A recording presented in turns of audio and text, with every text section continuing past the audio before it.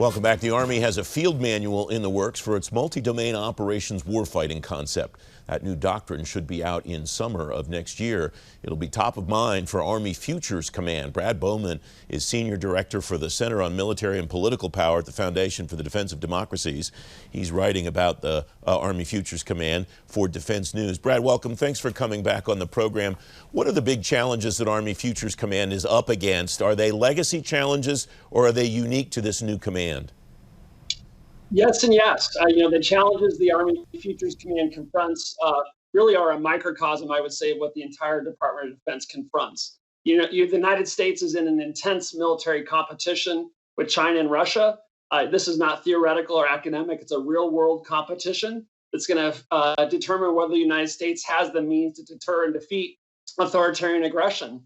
They've been sprinting to field world-class capabilities.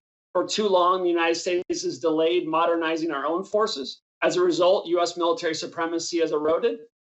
Admiral Davison, the top U.S. military officer in the Pacific, testified to the Senate Armed Services Committee recently saying that he feared an attack from Beijing in the next 6 years. And the reason that might be the case is because they believe they might be able to accomplish their political objectives with military force.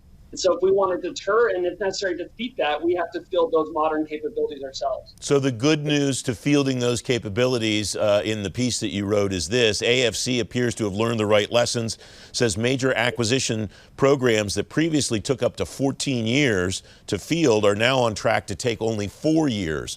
4 years is still a long time in the middle of great power competition, but certainly better than 14, right?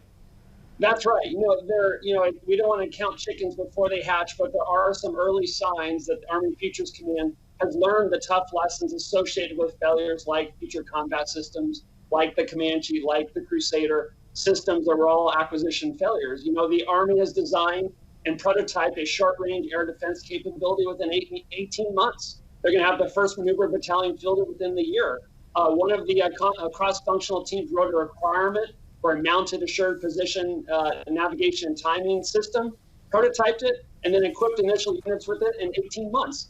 And the long-range precision fires cross-functional team is on track to potentially deliver a capability if authorizations and appropriations are provided, the precision strike missile by 2023. So these are good things, but what all of these cross-functional teams have in front of them still is this valley of death, trying to get from a vital research and development program to fielded capability. As retired Lieutenant General Ed Cardone said during our event, our research and development programs don't deter aggression, fielded combat capabilities do. So this is really a moment of truth for Army Futures Command.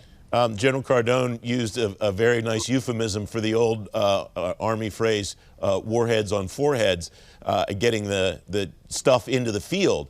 That is something that the other forces are working on too. They're thinking about these same concepts. What can the Navy and the Air Force take away from Army Futures Command and apply to their acquisition processes, Brad? It's a great question. I asked during our event that is on FDD's website, I asked these three cross-functional team directors kind of what the secret sauce was for this initial success. And, they highlighted a number of things, but having these flexible authorities, the command has done a soldier-focused, prototype-driven acquisition approach where they've really tried to incorporate feedback from the field and leverage middle-tier acquisition processes and these so-called non-traditional other transaction authorities. And so these things, as one of the directors said, have been key to allowing Army Futures Command to move quickly. So clear guidance from the command, authorities to move quickly, and a real sense of urgency that there is no time to waste and the stakes are high. You write in this piece, if AFC continues these practices, it may be able to avoid past failures and convert promising R&D programs into fielded capabilities. Is there a point at which AFC or the Army more broadly can declare victory and say, we finally got it? Or is this something that they need to be continually diligent on years and years into the future, Brad? This might sound depressing, but there is no finish line. This competition will continue as long as we have great power authoritarian adversaries that want to accomplish political objectives through aggression.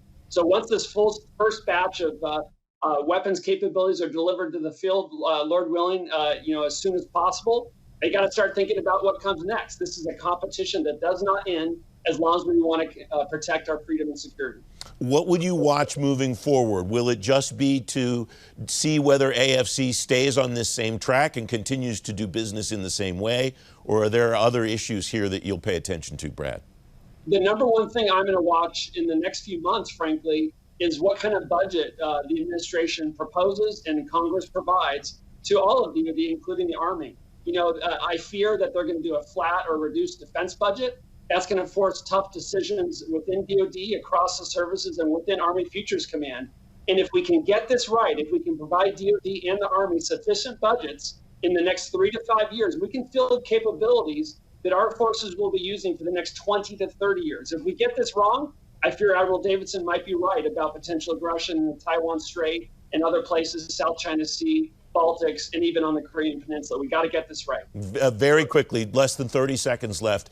Can the Army do it with a smaller budget, with just fewer capability, or is that not good enough?